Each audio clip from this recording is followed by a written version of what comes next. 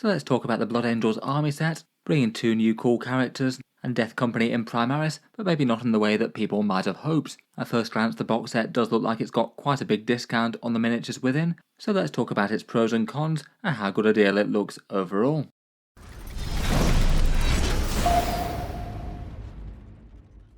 Hello and welcome back to Warspets Tactics, where it's now been a couple of days since Games Workshop revealed the Blood Angels coming back to Warhammer 40k and getting one of the major releases for 10th edition. I did a sort of reaction and overview video to the box set when it was initially announced, but for this video I thought it would be good to talk through the box set in a bit more detail, this time focusing on likely prices of the contents, points, costs, and people's reactions to the set, whether or not they think it's a good or bad deal.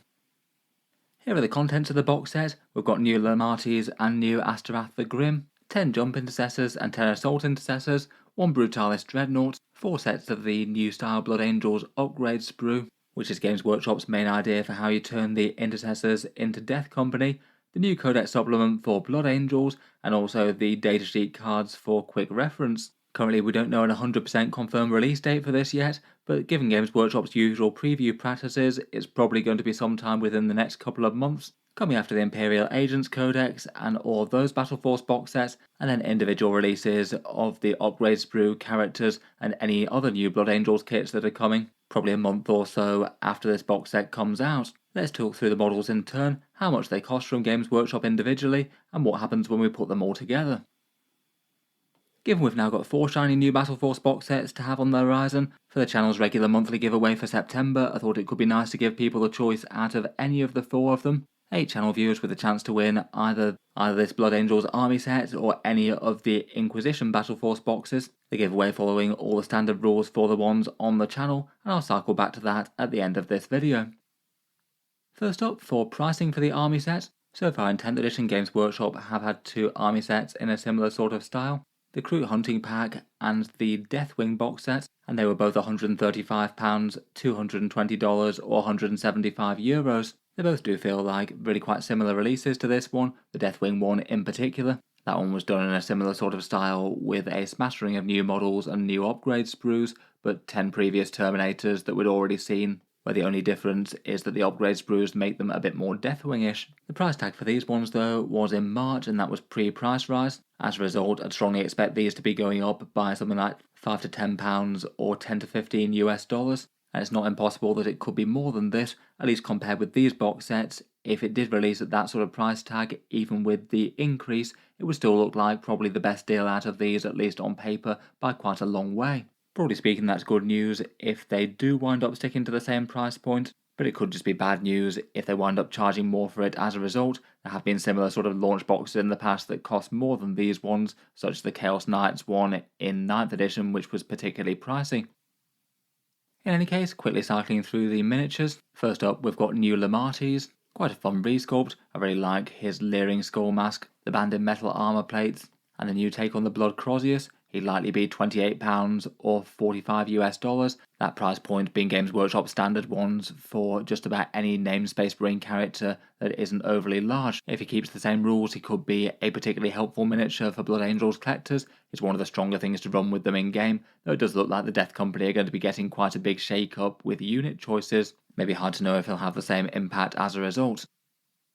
Otherwise, we've got new Asterath, £28 or $45, armed with the Executioner's Axe. He can stop a Death Company Marine going quite too mad with a fairly direct and brutal result. In general, he was quite well received, fairly similar in sculpt to the previous model with his sinewy muscled sort of stylistic armor plates, but just a bigger, chunkier and slightly more dynamic miniature brought into the modern age. Again, he'd be likely the same sort of price.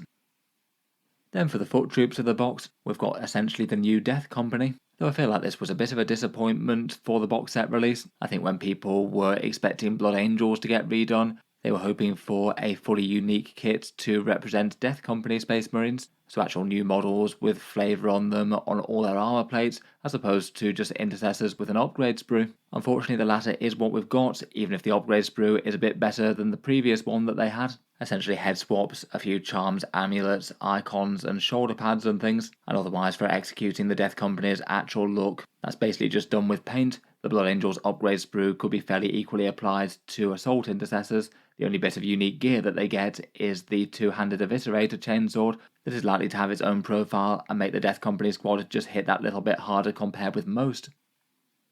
In any case, it means that the actual Death Company component of the box broadly amounts to 3 sets of Space Marines plus the upgrade sprues, so £40 or $62.50 for the Assault Intercessors, maybe a little bit low on some people's priorities given that lots of people got them cheap in 9th edition, and then 2 sets of Jump Intercessors at £37 or $60 new sculpts for 10th edition, though a bit on the pricey side for how many points they cost in game. They probably would have been a bit more economical if they'd come in a 10-man box rather than a 5-man. While it is a downside that you don't get Death Company Intercessors, I would bear in mind that if you did actually want more Intercessors for the Blood Angels, whether it's the Assault ones or the Jump ones, it does mean that you could basically assemble and field part of the box as just regular red armoured Blood Angels if you didn't want quite as much Death Company as the box set has.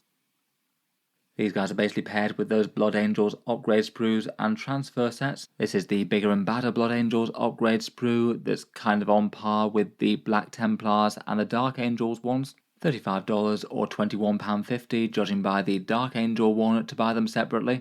And according to GW, to get enough shoulder pads for the units within, there's going to be 4 sets of these within the box. So if anything, a bit of a heavy overabundance of upgrades compared with most. I feel like the upgrade sprue is definitely a big improvement on the standard Blood Angels one that they had before, though I'd still say it's not quite as impressive as things like the Black Templar one with their fancy relics and things like shotguns and multi-melters in the box set, though you do get really quite a lot of shoulder pads in this one. Should be enough to keep you going for quite a while, and they have ones that will work with a whole bunch of different Primaris armor marks. Beyond that, there's an Inferno pistol, a couple of Terminator bits, and a bunch of icons and charms and upgrades that you can put on armor plates of infantry or vehicles.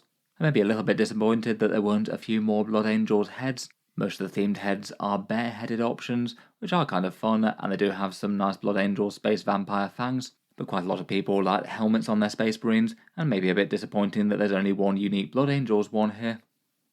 Then to round out the miniature side of things, there's the Brutalis Dreadnought, usually £50 or $80 if bought separately. This one was just basically a Furioso Redemptor pattern when it first came out, and maybe not too surprising that it's filling that role. I certainly wouldn't have minded seeing a bit more unique upgrades though out of the upgrade sprue to maybe make it set apart a bit. Aside from paints to make it a Death Company Dreadnought, there's literally just a few little armor plates and charms and things that you can stick on it, and certainly no unique war gear options. Still though, I guess it's a miniature with options. You could either field it as a Death Company Brutalis or just a regular one as you should see fit. Finally for the box set, we've then got the Codex supplement and the data cards. These launch boxes tend to get treated as a bit of a pre-sale for Games Workshop on the rules front, so it does mean that there'd be a lengthy delay between the Codex release and when we get final points for it when the Blood Angels come out separately. The one in the box set will be the limited edition cover in the background, some Blood Angels raising the standard, and it does look kind of epic. And then the one that comes out individually will be this one with the green backed cover with the chapter icon. Mercifully, they're a little bit cheaper than regular codexes, £20 or $35. That's basically because they are a codex supplement as opposed to an entire book in themselves. You still really need Codex Space Marines if you want to field anything outside of the Blood Angels unique units here. Finally, the box set also comes with the datasheet cards as well. They mentioned 18 datasheets in the Codex, not sure if that includes the Combat Patrol ones or not. But in any case, judging by the Dark Angels datasheet cards, they were £20, €27 or $35. Can be handy enough to have some in-game flashcards for quick reference. I feel like they add more value than some extras that Games Workshop sometimes throws into box sets, and I guess could be one way that you can guarantee that you pick some of those up, given that they often tend to be one and done type things in 10th edition. For example, the Dark Angels datasheet cards aren't on sale from Games Workshop Direct anymore, even if you can find them in other stores. Overall though, what does that say about the pricing if we put it all together? As mentioned, my guess for the estimate for the price would be £140, €170 or $230, but that is if they stick to the same sort of price as they had for the Kroot box set or the Dark Angels Deathwing. If we add up the cost that Games Workshop would sell the contents for separately, the core miniatures, not including upgrade sprues, would be £220 or $352, so already fairly crazily over the estimate price. The upgrade sprues would theoretically add an extra £86 or $140, though I must admit I'm not quite as convinced as to the value of those versus Warhammer miniatures. They feel like a bit of an extra purchase even on top of them. and then the codex and the data cards will be around £40 or $70. Adding that together then, and presuming the above prices, it would look like it's around about a 47% discount versus just the cost of the miniatures and the rules things put together, never mind adding any value for the upgrade sprues. And if you did count the upgrade sprues at Games Workshop's price that they'll eventually sell them for, it looks more like an equivalent of around about 60% off. Basically, it means that if you wanted literally all the contents of this, and the price is at least somewhat close to that estimate based on the previous box set releases. On paper, it does look like one of Games Workshop's better box sets, as normal Battle Force discounts often tend to be more in the region of 35% or so. To be honest though, that is probably something that makes me a bit apprehensive that the price is actually going to be higher than just the rote increase on the Kroot and the Deathwing. Whether or not you're really a fan of Death Company intercessors with upgrades, it just does feel like there's a bit overall more weight and more stuff in this versus the Kroot Hunting Pack and the Deathwing. So I really wouldn't be too surprised to see the box set cost more as a result. At least in theory land, on paper, it could still be a pretty reasonable thing to pick up. Even if it was something like £150 or £160 or $250, the theory doesn't always translate into what actually feels good for people. I think there is a bit of an upper limit as to what people are willing to spend on box sets like this. I'm a bit apprehensive that it might be more than people want though. For points in the box, taking everything at face value and not increasing points for being Death Company or anything like that, the current points cost will be around 675. Obviously, we don't know whether or not Asterath or the Marties will get rules or points changes in the Codex, and none of the Death Company units really exist in their current form in the Codex. Even the on-foot intercessors and things will get an extra Eviscerator, it would seem, so their points cost might go up a little bit as a result. If it does wind up being $230, then it will be around about 3.1 points per dollar for the Space Marines. Maybe not massively stand out in terms of Games Workshop discount boxes, but really not awful given that you get the upgrade sprues, codex and data cards thrown in, none of which contribute anything to the points tally. Overall, between all that, if it does wind up to be a similar price to the last two, it does look like it's an alright discount deal, even if it was just for the miniatures alone.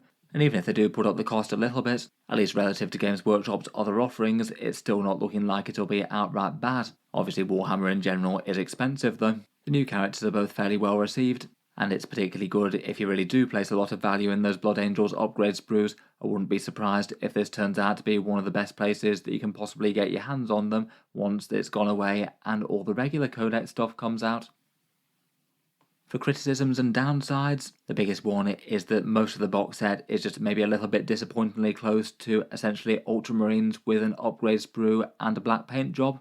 I can't help but think that people might have been a lot more enthused about it if they at least had some unique Death Company sculpts and did them properly, at least either for the foot or the jump version of the unit. Quite a lot of people out there might already have fairly ample numbers of Assault Intercessors or Jump Intercessors for the Blood Angels at this point. And if that's the case, they might not be quite as sold about using them with the Death Company sprue, so certainly could be a bit of a turn off there.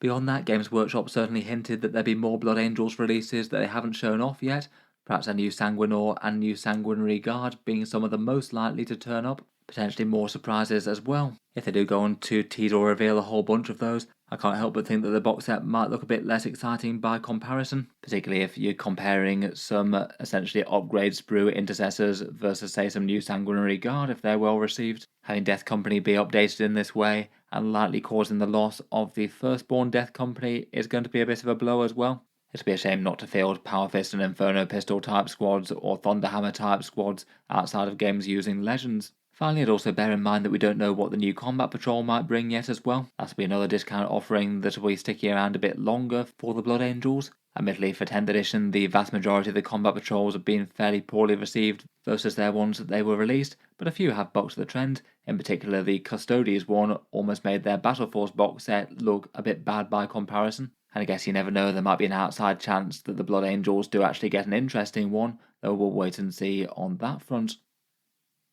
In any case, let me know your thoughts on the box set. Hopefully it will just turn out to be unusually well discounted and not charging more for it. I'm a bit apprehensive on that front though. In any case, cycling back to talk about that giveaway, as mentioned, this one alongside the Inquisition box sets will be the subject of the channel's September giveaway, and this will be the one for 8 winners to get one Inquisitorial or Blood Angels Battle Force box set, whether you want some flavour of Ordo Xenos, Malleus or Hereticus, or the army set as we've just discussed. As ever with the channel giveaways, there's 2 equal ways to enter, both of them links down in the video description below. Either you can support the channel on Patreon for any amount each month, that gets you automatic entry, and is the main way that I can keep on making videos to release each and every day. Otherwise you can enter by supporting the channel on social media completely for free. To do that you do each of these 3 actions: subscribe to the YouTube channel, like the Facebook page, and then once you've done that, to actually enter the draw, a giveaway post appears on the 1st of September on the channel's Facebook page. That appears at midnight and is active for 24 hours. And to enter, you respond to the post with a photo of any 40k mini or imagery, along with your name and the date handwritten within the same photo. That bit's to stop the Facebook bots and spammers and make sure prizes go to real people. Then after that 24 hours is up, I do the draw with a random number generator, picking out the winners, in this case 8 of them, and they get announced on the channel update video on the 4th of the month, and after that I message people to ask what sort of battle forces they'd like. Not entirely sure when these are going to be released yet, so obviously they'll be posted once I've received my orders of them. And in any case, feel free to check out the links in the video description if you'd like to enter for it. There'll be further giveaways each and every month. Depending on when this video goes out, there might just be enough time to enter for the Knights giveaway for August. That one's for 3 people and a small Knight household army each, and it follows all the same rules but for August, not September. In any case, look forward to hearing your guys' takes on the Blood Angels Death Company box. Kind of an interesting one with some positives and some negatives. I like the new characters, I feel like the general vibe of it is kind of fun, and it does look like you get quite a lot of stuff for the money unless they inflate the cost. But also at the same time it's just a bit disappointing that we don't have some unique Death Company sculpts in it. Let me know your thoughts down in the comments.